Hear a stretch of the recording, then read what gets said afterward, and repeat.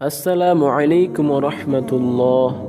সুপ্রিয় দর্শকবৃন্দ, আপনাদেরকে স্বাগতম জানাচ্ছি উম্মাহ ইউনিটির নতুন একটি ভিডিওতে। আজকে আপনাদের সাথে একটি অত্যন্ত গুরুত্বপূর্ণ গল্প শেয়ার করতে যাচ্ছি। ইনশাআল্লাহ আশা করছি এই গল্পটি শোনার পরে আপনার হৃদয়ে পরিবর্তন আসবে, আপনার জীবনে পরিবর্তন আসবে, আপনি ভালো মানুষ হতে শিখবেন। দুনিয়ার এই চাকচিক্য থেকে আপনি আখিরাতকে বেশি ভালোবাসবেন। তো চলুন শুরু করা যাক। ইমাম গাজ্জালি একবার একটা গল্প বলেছিলেন। এক ব্যক্তি জঙ্গলে হাঁটছিলেন। হঠাৎ দেখতে পেলেন এক সিংহ তার পিছু নিয়েছে। তিনি প্রাণ ভরে দৌড়াতে লাগলেন।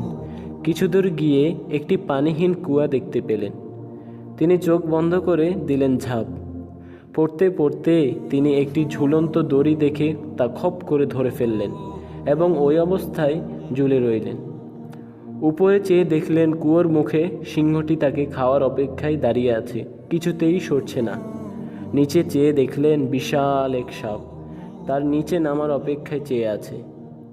বিপদের উপর আরও বিপদ হিসেবে দেখলেন একটি সাদা আর একটি কালো ইঁদুর তার দড়িটি কামড়ে ছিঁড়ে ফেলতে চাইছে।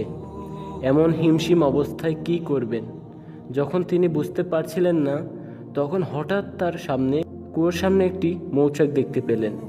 তিনি কি মনে করে সেই মৌচাকের মধুতে আঙুল ডুবিয়ে দিলেন এবং তা চেখে দেখলেন।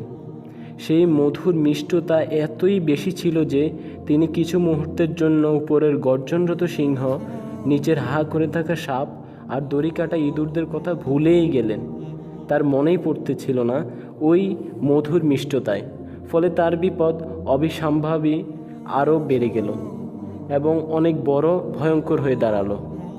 ইমাম গাজ্জালি এই গল্পের ব্যাখ্যা দিতে গিয়ে বললেন, এই সিংহটি হচ্ছে আমাদের মৃত্যু, যে সর্বক্ষণ আমাদের তাড়িয়ে বেড়াচ্ছে। সেই সাপটি হচ্ছে আমাদের কবর, যা আমাদের অপেক্ষায় আছে। দড়িটি হচ্ছে আমাদের জীবন, যাকে আশ্রয় করে আমাদের বেঁচে থাকা। আর সাদা ইঁদুর হলো আমাদের দিন, কালো ইঁদুর হলো আমাদের রাত, যা প্রতিনিয়ত ধীরে ধীরে আমাদের জীবনের আয়ু কমিয়ে দিয়ে যাচ্ছে, আমাদের মৃত্যুর দিকে নিয়ে যাচ্ছে।